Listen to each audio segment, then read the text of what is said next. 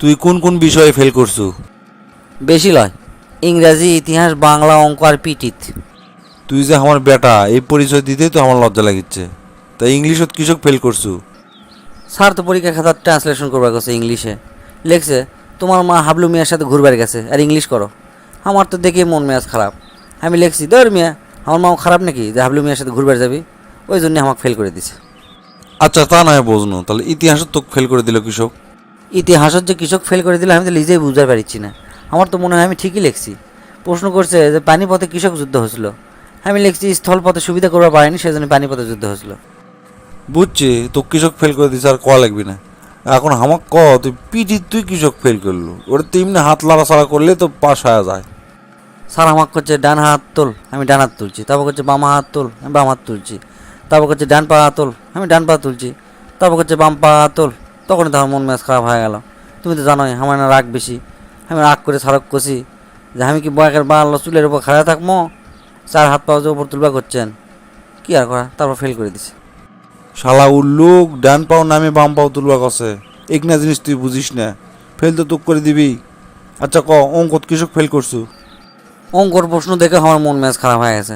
আমাকে অসৎ ব্যবসার হিসাব শিখাচ্ছে, সেই জন্য আমি আর উত্তর দেইনি। অঙ্ক করলে তো তুই আর অসৎ হয়ে গেল না, কি সেই অসৎ ব্যবসা? সে কথা আর করে না আব্বা। লেখছে 20 টাকা সারে 10 সের দুধ কিনে আবার তার 3 সের পানি মিশানোর পর 20 টাকা করে বেচলে কয় টাকা লাভ হবে? প্রশ্ন দেখে তো আমার পিত্তি শরীর জ্বলে উঠছে। তারপর আগ করে লিখে দিছি আমার বাপ দাদা 14 গোষ্ঠী ইনকা 2 নম্বর ব্যবসা কোনোদিন করেনি, আমি আমার জীবনে এই ব্যবসা কোনোদিন করবো না।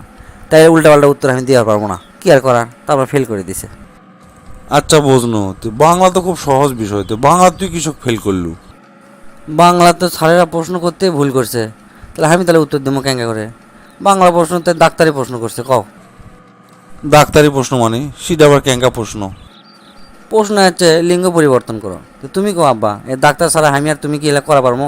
এটা ডাক্তারই করবে পারবি। আর এটা কি জামা কাপড় যে পাল্টানো আর হয়ে গেল?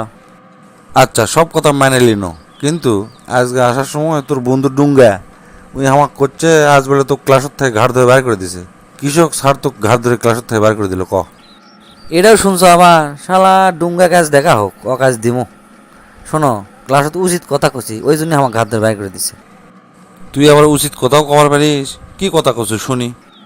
স্যার কোনো স্যার পদ্মা সেতু তো আমাকে লিজের টাকা দিয়ে তৈরি করছে আমরা, তাহলে ওর জন্য আমরা টোল কৃষক দেবো। তা স্যার শুনে এখন করছে ক্যারে আমরা যে ফ্ল্যাট কিনি, তো ফ্ল্যাট কিনে ফ্ল্যাটের জন্য আবার সার্ভিস চার্জ কৃষক দিস প্রতি মাসে। তা আমি শুনে কোনো আচ্ছা ঠিক আছে স্যার, বুঝছি আপনি কথা।